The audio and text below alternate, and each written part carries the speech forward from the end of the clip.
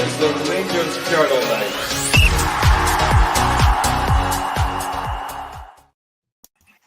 Good evening, everybody, and welcome back to the Rangers Journal. This is your Tuesday club. This is the Q&A show. I think we're going to try and stick to this on a Tuesday. Don't know, we'll see what happens in the future. Joined by my esteemed panel tonight. Ross, how you doing, mate? All the better for seeing you lads. It feels like it's been a while since we've been on together, so it's nice to catch up and have a chat about current goings on. So yeah, I'm all good, mate. How are you? Aye, not bad at all, mate. Not bad at all. Dino, how are you getting on, pal? Brilliant, mate. Thanks very much for asking. Good stuff. Kev, how are you doing, mate? You all right? Yeah, all good. Battling through tonsillitis, but on that, I'm excited to talk about all the rumours and stuff that's flying about this week. So yeah, happy to be on. Good stuff. Good stuff.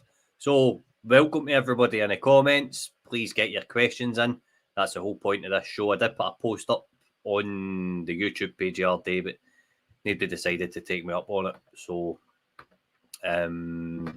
yeah. So, I think we'll just have a chat about kind of some links and stuff just now. Ross, what's your feeling on everything, Jink? We're about to see some departures. God, isn't that the $1 million question? Do you know, I found myself kind of regressing to being the emotional fan that I just don't want to be, the emotional, panicky kind of fan, who I try and stay away from being. But yeah, it's getting to a point now where I just don't know whether we have to accept this is the lot, this is the team, this is what we're going to be, and anything other than this is a bonus. I'm hearing a lot about outgoings, but not a huge amount about incomings. Now, whether or not that's intentional or whether or not we just don't have any real red hot links, I don't know. I guess from a good point of view, the whole stadium thing seems to be in some way a bit more structured now, so we kind of know what's going on for a while, which I think has kind of calmed people down a bit. But yeah, I'd like to see more people coming in the door primarily, and obviously that means outgoings need to go first. So it's going to be a big few weeks for us, mate. Do you think the performance on Saturday, I got kind of deja vu? That's the feeling I had for the performance on Saturday, that there's no style of play, there's worrying signs. Are you feeling the same way? Completely. I mean, watching that, I'd argue that the team that finished the season was better than the team that we played on, that we put out. And I'm including, Lundstrom in there. If Jack was available, Jack would have been better than what we had out. I think there was, as you mentioned there, no style of play. The press was horrific. I mean, it was just like headless chickens at times. Saying that, I think we were in the game probably longer than a lot of us will give credit. I don't think we were ever out the game. But look, you're playing against, effectively a B team, a reserve team. So it's worrying. It's really concerning. And still seeing Scott Wright on that starting lineup is just the dread, isn't it? Aye, I know. Dino, come down to you. There's another tweet out about Scott Wright today saying there's English Championship clubs interested in him, and Trabzonspor have signed a new right back tonight. Is that going to affect James Tavernier? Connor Goldson's back with the Rangers squad. Yanis Hadji's apparently in a $3 million move to Fiorentina. Where do you sit on all this? It's a complete mess, isn't it? It is, aye, but it's kind of what I actually kind of predicted, the way that it would go, given the information that we received in terms of having to sell before we can buy. However, I feel that it's all going to be done quite quickly. There's definitely things going on in the background in terms of incomings. So I think it's just really going to be a case of, as soon as the money drops in the bank, it's going to leave the bank. That's kind of where my mind's at. And I mean, Goldson's, he's contracted to us. He's got in our club, so he's still got to obviously train and stuff, isn't he?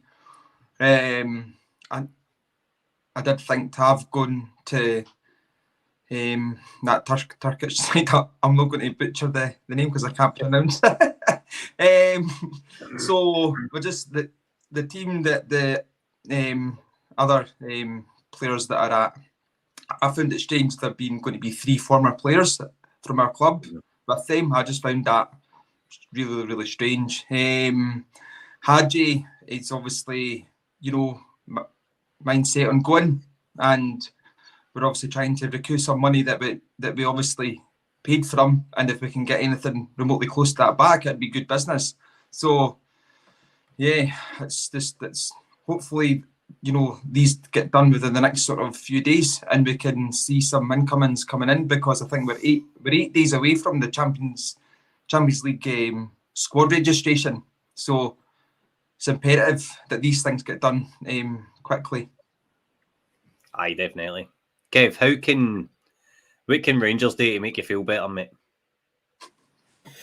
I think I'm trying to be pretty optimistic, to be fair, with what's going on. I think I'm excited now to hear about some outgoings, because I think it was really quiet for around 12 days or so, with no news about anyone coming in or going out the way.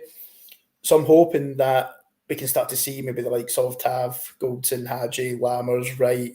I mean, the list is endless, to be fair. We'll go on and talk about Dessers as well later on. But I'm hoping to start to see a bit more movement in terms of who goes out, and it will sort of play in with what Clement was saying around we need players to leave before they come in. I think the amount of wages that we're going to save is going to be huge. I think there's definitely good scope to then try and bring some players in. But probably just what Dino was saying there, I think we've got such a tight deadline for that Champions League qualifier. And I think that's incredibly important that we get bodies in. Because if the starting 11 is anywhere near the same as what it was at the weekend there, then it's going to be tough.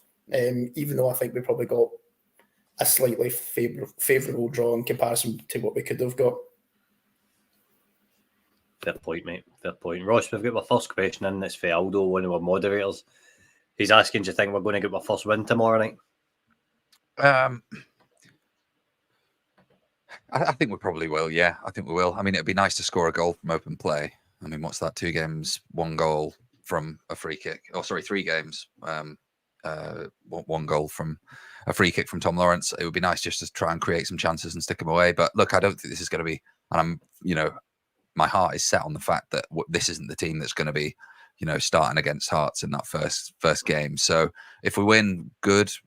Good. It's a run out for the lads. If we don't, then so be it. Birmingham have spent a lot of money. They've spent a lot more than we have in this window. So I dare say they're looking to rebuild and get that club back to probably where it deserves to be, back in the Premier League. And they've got a long way to go, but they're certainly investing. So it's a tricky one. In one aspect, yes, I always want to see Rangers win, but on the other hand, it doesn't really matter either way, because I think there'll be a lot of those players that play tomorrow that won't be there come the start of the season. Aye, that's a fair point. That's a fair point. I think it likes a Conor Barron and stuff. They could be making their farewell tomorrow night. Yeah. Dino, where you sitting on this match tomorrow night? Are you wanting to see a decent performance to make you feel a bit better? What's your mood round about it?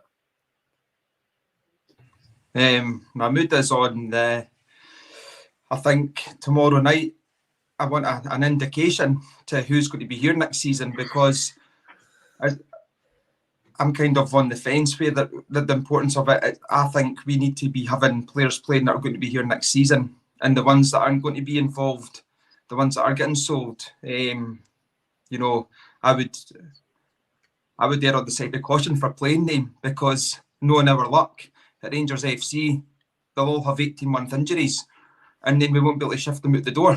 So I'd just like to see the players that are going to be here next season, and them making a statement to the manager, as Ross just touched on. Birmingham have spent a lot of money. They're going to have a lot of boys coming in wanting to prove themselves as well. So it's not going to be an easy game, is what people think it is. That's true. Kev, what about you? Are you hoping for a win tomorrow night? I am hoping for a win. I'm probably just hoping to enjoy an actual good game of football, because the last couple haven't been great in terms of they've not been easy on the eye. But probably just what Ross is saying, I probably don't expect a lot of the players that are playing tomorrow to be playing a part come Hearts. Ideally looking to see a good game. I think someone posted a comment as well, I think, about building momentum. I definitely agree. I think we want to start to try and get a consistent level of wins in the build up to the season starting. So yeah, hoping for a win, and then ideally just looking for an exciting game of football from a Rangers perspective. Ross, I don't think I've actually spoke to you about Todd Cantwell. Where are you on 1, the number 10 position, and 2, Todd Cantwell's future? I've seen a lot of discussions about the number 10. Clearly, that the number 10 position seems to be a position that's almost a free role in this 4-3-3, whatever you want to call it, or sort of a 5-3-2, whatever you want to call it. But I think, as we've kind of seen recently, and we touched on the pod last night, it doesn't seem to create enough chances just with one player in the 10. So, I mean, look at England when they moved across to having Foden and Bellingham in that role, and the amount of chances they created through that. I feel like when we're at home, we should be playing with multiple creative players with freedom license, not just one, because obviously it's very easy just to sort of lump on him. And I think Cantwell has probably been slightly unfairly treated. I think he's not performed terribly throughout the season. Clearly, he'll be on a big wage. And if we're looking to refresh the squad and move things in a slightly different direction, then I wouldn't be object to him leaving, as long as the fee's correct. I think he's probably starting to get a bit pissed off with the fan base, and I think the fan base is probably doing the same with him. We saw at the end of the season in the cup final when him and Clement had a little bit of a sort of argy-bargy, a bit of a handbags thing, but it's not great indications. So do I think he's a good player? Yes. Do I think he's in the right system? Probably not. Would I be okay with him leaving? Yeah, I think fair enough. You're on mute, Sky. Oh, here we go, man. Here we go. I think I need to agree with that, mate. It's a case of shaking hands and moving on for me. I don't like his social media conduct one bit, so that for me is enough to let him go. And plus, he's not really been doing it in the park. Dean, how much would you be wanting for Todd Cantwell? You're on mute. Cheers, mate.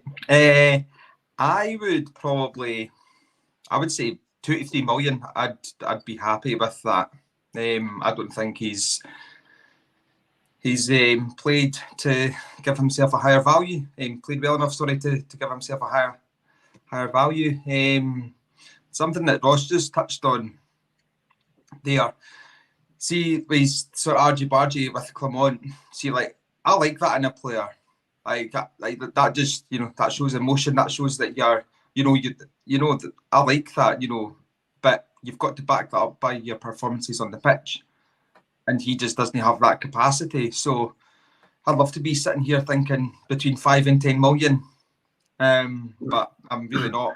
So 2 to 3 million, I reckon, would be doing well. Kev, what about you? Do you see any future for Todd Cantwell? See, the difficult thing, he's a great player. See when he's on form and he's playing well. If you look at his first 6 months, I thought he was an amazing player, and I thought he was going to be a massive player for us. I think he probably does seem one of the players that, if things are going really well for him, he will stand out. I think he didn't have a great season last year. I know he had a couple of injuries throughout it. What Ross was saying as well, I don't think he particularly fits in the way Clement wants to play. I think the arguments and stuff that you sort of see between Clement and Cantwell as well, I think there seems to be something going on there. The fact that he seems to be only featuring for the B squad as well. I think it is probably inevitable that he is going to be going. Would I be bothered, just similar to Ross? Probably not. If we can get like a decent enough fee for him and be able to reinvest that back into the squad, I'd imagine it'll be one of the highest earners as well at the club. Don't quote me on that, but I'd imagine he would be picking up a fair wage. I probably would value him slightly higher than 2-3 million personally, because I think he can be really good. And I think you're talking about a player that I think was getting touted for like 20 million plus moves going back 4 or 5 years ago. And I don't think we're going to get anywhere near that. I think maybe between 4 and 5 million is like a reasonable fee for him, because I think he does have the potential to play really well.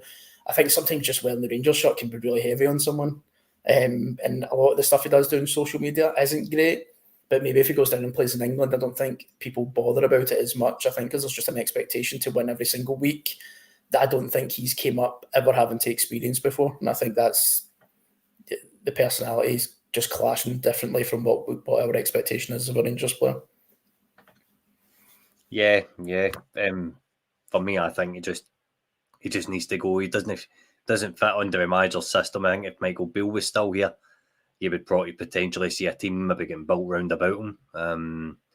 But then Beale brought in Sam Lammers and put him in his position. So I think I should kind of retract that really quickly. Right, let's get to the elephant in the room. Smokes asked the question, where's the Shankland rumour came from? Sorry. is it mind games ahead of the game at Tynecastle? Daily Record released a report last night for Keith Jackson saying that he is on a list of targets that Rangers could be lining up to make a bid. Ross, where do you sit on this, mate? Well, I think between us guys, we've heard from various sources that he is on the list. He has been. I think we've kind of known that for a while now. And I put something on the group the other day, and it'd be interesting to hear what people's thoughts are on it. If he's on that list and we haven't approached him already, does that mean that he's not a priority? Does that mean that he's a backup?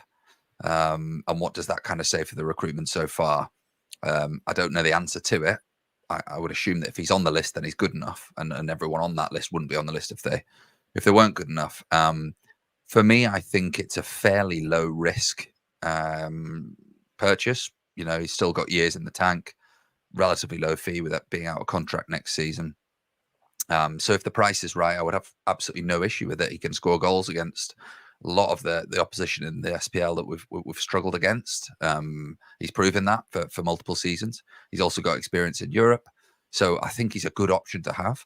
And I think his game has improved a lot. Even last season, he drops in a little deeper now, picks the ball up, and looks to release that wide, which is probably something that he was lacking a bit. So that's reassuring to see that he is learning and developing still. And yeah, I think having a kind of an out and out striker who you'd back when he's through on goal would be a real refreshing thing to have in. Now, does that mean that we're not going to go out and buy someone else? Probably not. But I think I think you mentioned it, Scott. It probably does hang on Cyril Dessers and whether or not he's going to be here next season. We've heard things. I think I read something that Clement had said that he's happy with him and he wants to keep him there. Now, whether that's through sentiment or through quality, I would hazard it's probably more towards, we've got a lot of money riding on this guy, so it kind of needs to work. But yeah, we won't get into a Dessers v Shankland debate as much as I'm sure you'd like to, Scotty, but because who comes out on top. But yeah, I think I'd like to see. I would be happy to see Shankland wear the royal blue for sure. Yeah, I think it'd be a shrewd piece of business. Aye, definitely. I've been told today that Bissel's pretty close to the player that there has been the approach for Rangers. So whether he's on a list, if he is on a list of potential targets, I don't think that there would be a kind of phone call to Hearts just now. I think it's all hinging on what happens with Cyril Dessers. But then that part's just my opinion. It's hard to know what's actually going on. I'll just jump in, Scotty. Aye. What's your opinion on Shankland? I think we all know. Mate. I watched one number 9 on Saturday, unable to control a fitba. A simple 5-yard pass, couldn't control it. So I think he's a dire need. I would, within the striking department, I've always says it. Not as a Rangers number 9, not starting every week, but within the striking group, I would feel a lot better because he knows his way to go. If Tavernier's going to go, we need guaranteed goals in the team. And I think Shankland would provide that, given the amount of chances you get as a Rangers player. Do you think he'd be able to step into that leadership group? I would hope he would. There's one thing I noticed in the Scottish Cup semi-final, is that when he was going off the park, he was kind of harrying the Hearts players and telling them off. And when passes weren't played the way he wants them played, he wasn't shy of telling them. As a captain, that's his job. I think that's something we massively lack up front, is communication, and I think he would bring that. So I still don't think it's going to happen, but you never know. There is a link, so it's something to get excited about. Dean, Aldo's come in and asked, can Shankland play the high press style that Clement wants?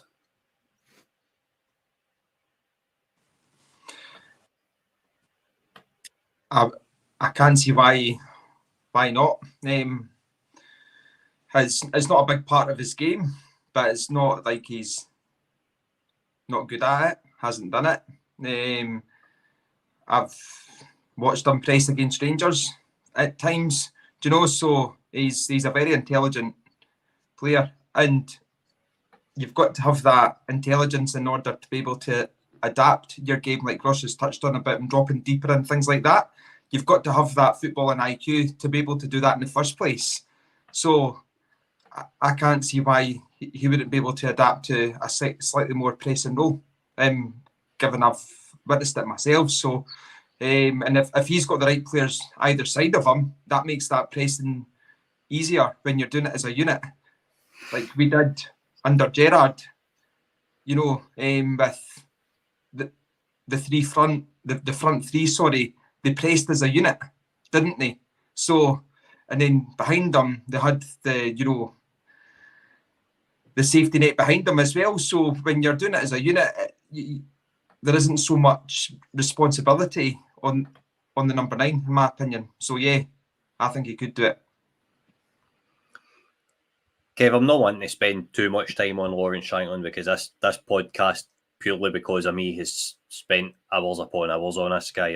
That's how much I want him to sign. What's your thoughts on the deal overall? Do you think it's going to get done? I'd like to hope so. I'd imagine if there was an approach, I think it's certainly something that Shankland would be keen on. I don't think it's ever been a secret that he does support Rangers. We would certainly pay him more money, we'd give him more opportunities to win trophies. He would definitely suit us. I think that the play style one's definitely probably a common one. I've actually been asked that question before, if he thought Shankland could, and probably just what Dino was saying. I think if he set the team up correctly, then he definitely can. It doesn't always necessarily need to be him that actually promotes or that kicks off the press. Your number 10 and your wingers can do that, and he can drop in slightly. But yeah, to give the short answer, yeah, definitely. I think it can happen. And I think if we do make an approach, it will happen. It's just really about timing of when we can get it done and how far Hearts are going to push it, really, to be fair, in terms of trying to get a fee. Right, Ross, on to a positive performance for Saturday. Aldo's asked, what's our thoughts on Conor Barron so far? I was mightily impressed with the young lad. I think he's got some real attributes going forward. What do you think? Yeah, super impressed. I remember watching him at Aberdeen a few times, and I mean, what do I know? I said the same about Lewis Ferguson. I wasn't hugely impressed or enamoured by his performance. But I think what he brings in there, that probably something that we haven't had in a while. I mean, maybe Raskin, when he first came in, was just sheer legs and determination. You know, there's some of the stats that came out of it, I think, his kind of breakup play and interceptions in that match was I think I saw it was more than what Lundstrom had done all last season, or something along those lines in his game so far. So, I mean, that's a real positive. And it's really encouraging that the recruitment team are looking at, you know, the players that we're identifying as well and saying, look, these are Scottish, young, talented players coming through the ranks. And, you know, I think credit to the team. There hasn't been a load of transfers since, but this guy was being touted for some big clubs in Italy, being touted as kind of one of the next big things coming out of Scotland. So it's a real coup that we've managed to get him. And I think we'll probably need to give the recruitment team a lot of credit for that. But yeah, his energy in there was just infectious. And, you know, I'm looking forward to seeing when he has a proper striker focal point up top, you know, him with Diamonde, with potentially a new number 10 in there, and just creating a real, you know, solid midfield.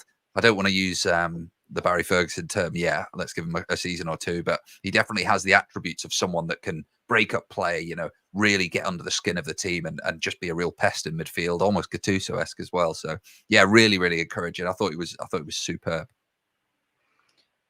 Dean, I think it's fair to say you were a wee bit cautious about Conor Barron signing because his previous injury record and stuff like that. What's your first impressions? Well, I've been quite vocal in saying that we've been needing, excuse the French, a bastard in the middle of the park for a while. I believe he can definitely fill that void. Without a shadow of a doubt. I'm obviously a bit a bit pessimistic about how much he can contribute in terms of previous injuries, because we have had a horrific few years, more than I can care to remember, in terms of being able to keep players fit, especially ones who have injury records like his. So I hope for him and I hope for us that they're behind him and he can establish himself as an invaluable first team member and play, 50 games a season. But he's definitely something that we've been crying out for a wee while now. So I'm delighted at the start he's made. Kev, where you sitting in Conor Barron? There was a comment here. I'm just trying to find it just now.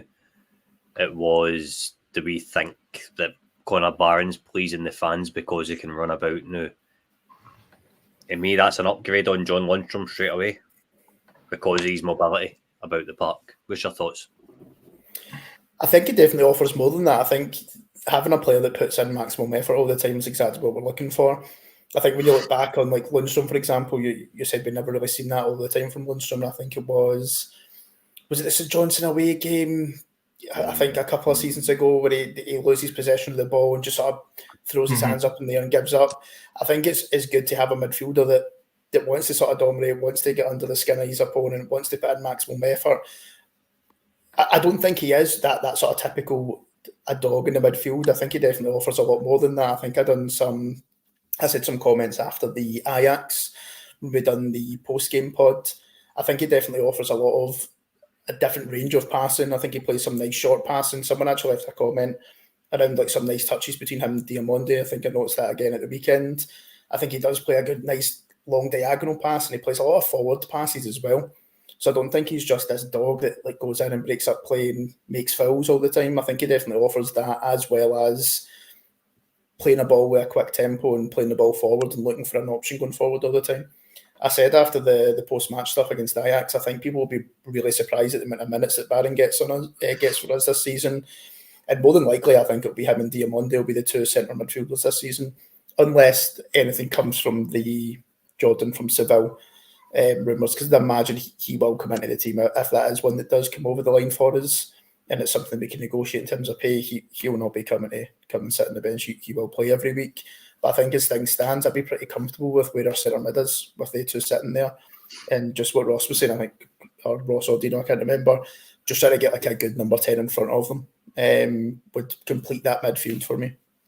But a lot of ship out first before we can. Ross, I'm going to bring you in on a point Kev made there in terms of if we bring in Juan Jordan. By the way, guys, we've done a breakdown on him. Please go and check it out. If we bring in Juan Jordan and you start, the Hadji rumour is true that he is going to Fiorentina and Cantwell's beginning to get sold, do you think that's an indicator that there's going to be a change in shape in midfield? I would hope so, yeah. I think, and again, we touched on it on the pod last night, we were looking basically at the McLeish era. So well worth going back and having a look at that one. And we were actually looking at the amount of attacking players that we had on the pitch and how we fitted them in. And I think I feel we are trying to play a certain way that is the stylish, modern, contemporary way of playing, which is double pivot in midfield, one person in front, means that you kind of dominate that midfield, win the ball back quickly, and then can keep that sort of flow forward, the constant pressure. But I think we, at home against lower half teams in the SPL, we should be having more of an attacking lineup. We should be a threat going forward. Making that number 10 into a second number 9 with possession and allowing that second sort of double pivot or one of the double pivots to move forward into the more of a 10 role. I've seen bits and bobs about Juan Jordan, and I feel I'm not really 100% sure on the role he'd be playing, because he seems more of an industrious midfielder rather than a crafty sort of, like a, someone that can open a door or someone that can slip a pass through, almost like a Hadji would have done. So I'm not quite sure how that fits in, maybe with Diamande a little forward. But I mean, I would hope that we place someone that can get further up and closer to that attacker. We used to do it with Aribo when he was in midfield. He'd almost go up and make that sort of second striker. So I would hope so. I just think we need to be braver. I just think we need to just grab the game. We've got the quality, or we hopefully will have the quality. We just need to grab it and be confident and keep the ball forward and just retain that pressure. So if anything we can do, to go back to your question, anything we can do to keep the ball further up the pitch and give more options, more attacking options up there, I'm all for whatever that shape looks like. Do you think we need to lose a number 10, Ross? I don't think we need to lose it, but as I was saying there, and someone put there, Shankland could play a 10. Now, I think the purpose of a 10 is a luxury player, isn't it? It's someone that's as I say, someone that opens the door. It's the key to the lock, whatever phrase you want to use. I don't know if Shankland is that player. So I'm not 100% sure, but I think you definitely need creative players. What I'd probably like to see a bit more is where we've got the front three sat behind the striker, whoever that striker would be. So your left winger, your right winger, and your 10, I guess, that they can float about a bit more and provide that kind of confusion to the defence. I think by doing that, you're kind of maximising your, I guess, the assets that you've got. You've got players that can play anywhere across that line and sort of move, carry the ball inwards, one goes out. That's the fluidity that I think unlocks teams. So I wouldn't say you need a defined 10 as such. I certainly don't want 3 Hotham midfielders. So if it's an option of 3 Hotham midfielders or a 10 and 2, then I'd obviously have that. But I think for me it's just about versatility in that area. Versatility to take the ball wide, have others that will come in and support. I think how Mo Diamonde is going to get played will be really, really interesting this season. I think he's going to shape up a lot of our attacking play. And hopefully with Barron being the number 8 and whoever the 6 is that comes in, will hopefully be the 2 maybe sitting behind him or sitting alongside him. We really don't know what way Coman's going to go yet. Dean, I'll come to you with the next question. James has asked, who do you want next out the door? Do you want Tav, Goldson or Wright? Give me them in order. All out the door at the exact same time and the exact same day. Simple as that, mate. There's no sort of any importance. I think the money, the wages, it's all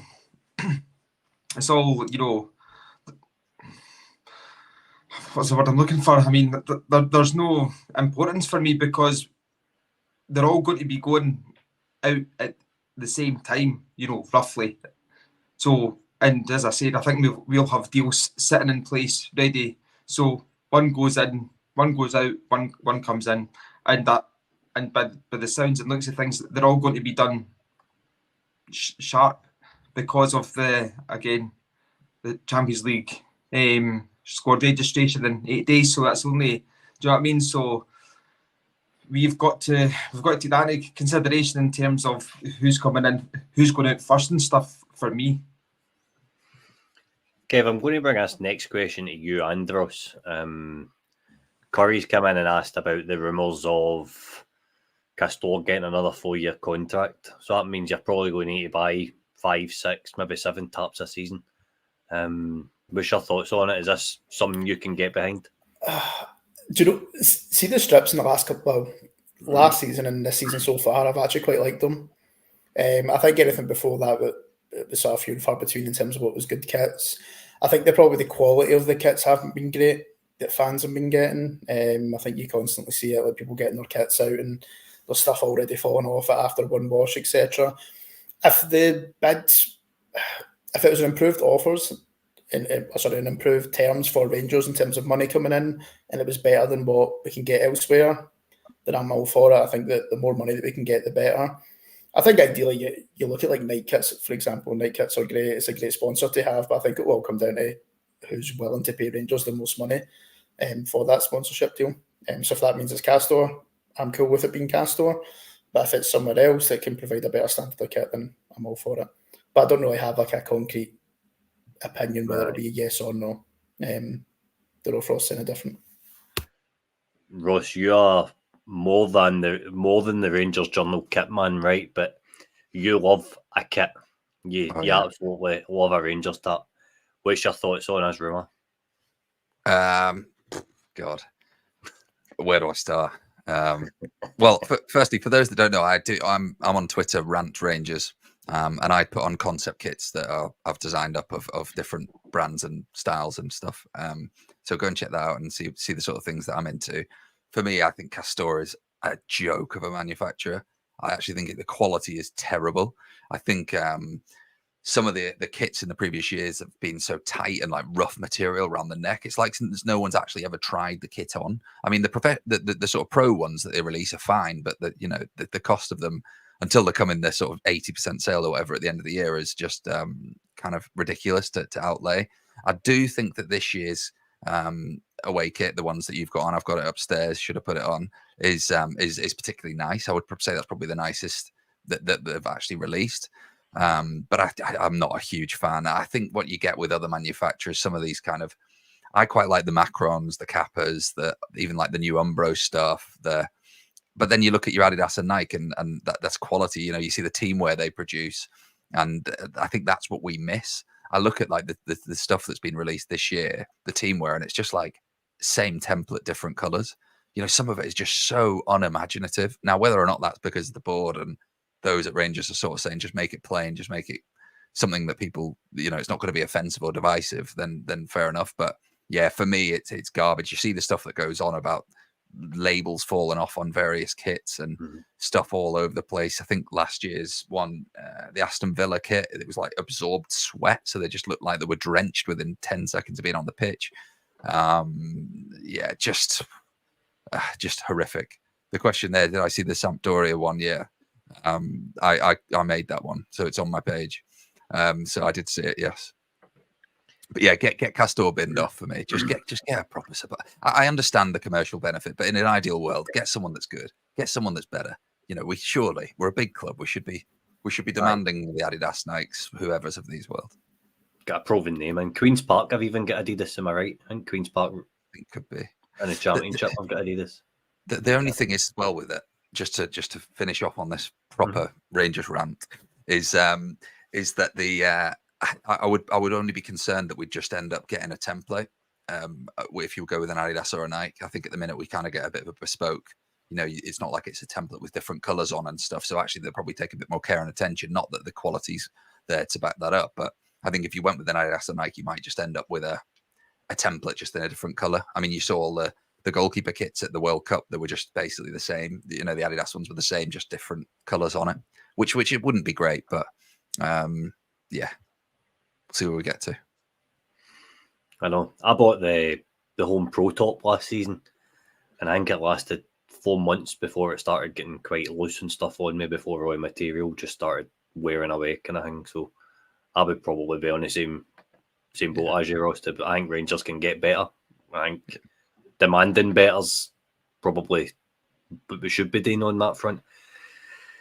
Dean, I'm going to come to you on this one. I've kind of kept this aside, right? Paddy McNair's away to MLS, right? So take him out of the equation a minute. Scott McKenna. Where are you at on Scott McKenna, mate? Nah, no for me. No. Yeah. Just I think he would demand quite a high wage. And I just don't think he would fit in well at Rangers. That's fair.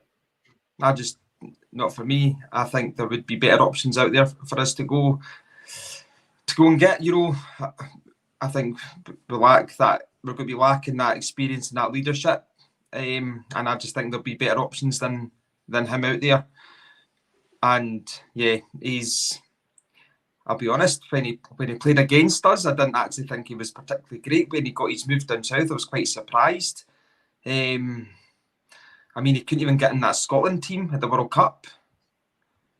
Do you know, until there was like injuries and that, wasn't it? So it wasn't even like he was, you know, if he was starting for Scotland, and I know that's quite a crap barometer given Steve Clark's in charge, but he should have been probably playing for Scott Wrigley. Nottingham Forest were happy for him to leave for nothing. Do you know, so kind of indications there to me that he's not good enough to play for Rangers. You've got a question. Name your better options. I think I know who you're going to say. Who would you rather than Scott McKenna at centre back for Rangers? Lewis Mayo. That's fair. Right, you heard it all here first. Dean wants Lewis Mayo. There's plenty of comments coming in that are kind of in favour of Scott McKenna. So obviously some no's coming in as well, which is quite interesting to see. I think it's one that's always going to kind of divide the support. Kevin, come to you on this one. Catalyst says, I think Rangers are working behind the scenes for players coming in now. I think that's fairly obvious.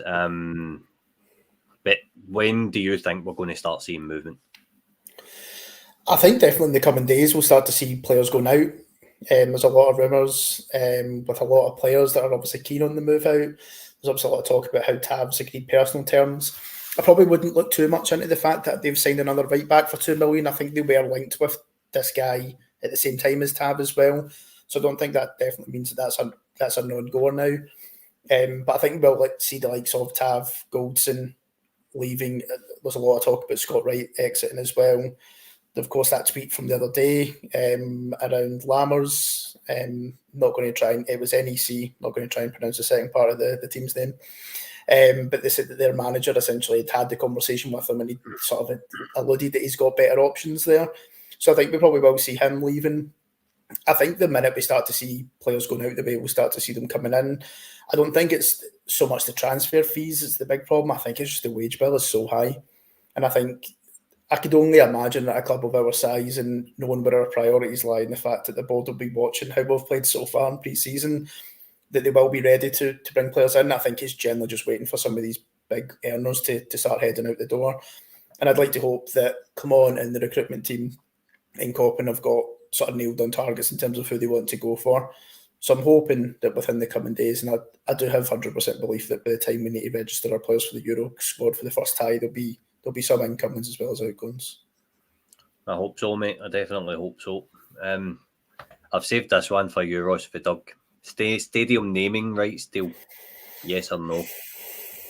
No, I couldn't feel more strongly about it. No, absolutely not. No, it's a part of our identity. You see it elsewhere. Rangers uphold standards. That's what we've all been taught from a young age and seen on the pitch and off the pitch. Rangers is Ibrox, Ibrox is Rangers, and without it, I think we start to become any other club in a sense, selling your soul to the devil for a quick buck. I would strongly suggest and hope that a club of our stature and how highly I think of them, I'm sure you do too, wouldn't go near something like that. I think there was a lot of chat, I remember, with Mike Ashley there about calling it the Sports Directory Stadium or something, which I think needed must at that point. So I think it was probably floated, but for me, no, it's not. It's not. What do you call the bear that goes around before the game if it's not Broxy? You'd have to change the name to Direct Sports or something. The Direct Sports bear running about the pitch. So no, for me, I think. For me, it's an absolute no-go. It's part of our heritage, part of our culture. You walk in through those double doors at the front, see the marble staircase. That is Ibrox. It's not the Sports Direct, the Beco, the boxed arena. None of that. It's not. It's Ibrox. We can call it Ibrox even if it's not, but to me, it should always remain as Ibrox Stadium. Seems fair to me. Mate. I would be very against it as well. Doug's coming back in. Mike actually had the naming rights during his tenure. We got lucky, didn't do nothing with him. Yeah. I don't think it would have been a possibility for him anyway. I think it would have been headhunted if he'd tried to do anything with him. Right. But this is the last question for the night, lads. Bordeaux down to Division 3. Dean, do you think this is a situation Rangers should be trying to take advantage of? They've been in administration, they've accepted relegation down to bottom tier of French football. Do you think this is something we should be looking at? I think Kai done a couple of player profiles on Twitter today about them. Yeah, I think it's definitely something that we should at least think about, because there's obviously scope for getting players in at a reduction, and not every team that happens to has got a 25 man squad and the players are crap. So I think that there will be players in there that we should definitely be looking at. I can't say any much more because I don't know much about French football these days. So, but I do believe that there will be players in that. Yeah, and I've seen the stuff that Kai's obviously did and stuff. So, and yeah, I think it's definitely something that we should be looking at. Fair enough. Kevin, I want a prediction of you. So whenever, if we sell a couple of players, what's the first position we're going to get in the door? I think right wing will be a priority. I think Clement must be, I was going to say tearing his head out, he's not got any to tear out, but he must be so frustrated that Scott Wright's still starting right wing for us. I think I wouldn't say Scott Wright's a priority to get out of the team and to sell. I don't think he's on particularly good wages. I think he meets the Scottish quota. But I think just that we need a right winger. We've generally not had like a consistent right winger since Candeas left. And how many years ago was that? 5-6 seasons ago. So I think a winger, whoever that might be, whether that be Sima, whether this be Whittaker, whether that be Traore, I don't know. But I think right wing will definitely be the priority. But again, it'll really depend on who goes first. Because I think if Goldson goes, that they'll need to recruit a centre back. But I think for me, right wing is definitely a priority. And if I was to rank it, I'd probably say right winger, striker, centre back. I'd be pretty comfortable in terms of where we're at. Fair enough. Right, we'll just kind of wrap up there then. Ross, just before you're giving your thanks, what do you want to see first in terms of incomings? What position or who have you got somebody that kind of sticks out to you? Yeah, to be fair, I can't really fault Kevin's answer. I'd probably give the exact same one. I think right wing is a problem area for us. You know, I've heard it 1,000 times, but since Candeas, we've never really had a right winger. And that's probably been to Tav's detriment as well in a lot of ways. But tonight's not about Tavernier. I think the player that I'm very interested in and excited about is Morgan Whittaker. So the guy that's been sort of re-linked with us again. I just went through again and watched some of his highlights. He had a cracking season last year. I'm really surprised he's still there. I know Rooney's there and we'll be keen to keep him on board, but I think if we can get someone of that quality in through the door, not only will he help our team now, but fits within the player model. You've got the English tax, so there'll be a lot of clubs down there keeping an eye on him, and maybe we would be seen as that next step before a Premier League team comes in for him. So it would feel like a natural sort of trajectory for him. So I'd love to see him coming through the door. Obviously, Albion Rahmani as well at Bucharest would be, I think Kai's hammered home to us how good this guy is, and I trust Kai's judgment. So I've done my own research on him, and yeah, he definitely looks like the real deal. So I'd love to see him come through the door as well. There's a lot of work to be done, and I guess the players that leave will be the ones that will need to be replaced. And judging by the preseason so far, he's trusting Wright over McCausland already. We're seeing that. So what does that say for the rest of the season? I actually had a question for you, Scotty, if we've got time, just a quick one. It was mentioned earlier. I think it was Kev. I think you mentioned it about Todd Cantwell playing with the B team, and obviously Lammers is there as well. And I guess I wanted to just understand your thoughts on if those players do stay, if they're not sold in time, what does that do for them? Are they just in the doldrums, or do you think they've got a future, and how would you kind of rebuild that? I think they'd need to come back in. In terms of moving them into the B team, I think that's a very 1990s thing. I'm surprised that it's still happening at our club in the day and age. Don't get me wrong, I would never question why it's happened, but because you don't know what's going on behind closed doors. Is there bad influences? Is there, you know what I mean? Like, we can't all sit here and say we like everybody at our work, because there's always somebody that comes along that you have a clash with or whatever. So it could be something as simple as that. And I suppose we're never ever going to know. I just hope that getting rid of Sam Lammers isn't going to come to the detriment of the club. I hope that we're not going to lose too much of a transfer fee. I think we might need to compensate them to accept a move to Holland. I think that would be fair. In terms of Todd Cantwell, everybody kind of knows my feelings of Todd Cantwell. Strikes me as a player that has done a lot of talking but not done any walking, and that annoys me in itself. If Todd Cantwell was sitting there with a league title and player of the season in his trophy cabinet, he can call anybody whatever he wants, because he's earned the right to do it. He's earned the right to be that brazen kind of personality on social media, whereas he's not. Do you know what I mean? He's not really done much. So it's difficult to tell. If they don't get sold, I suppose you need to kind of find a way to bring them back in, Ross. Fair enough. Yeah, I'd probably agree. It's a bold move, so I'm hoping that there's concrete offers in there, or else it could be quite foolish. But I'll say my goodbyes now. Thanks everyone for watching. Please do like, share, and subscribe, as I'm sure you will do as well. Yeah, thanks for having me on, Scotty. Good to see you, lads. Oh, thanks for coming on, Ross. It was a pleasure as always, mate.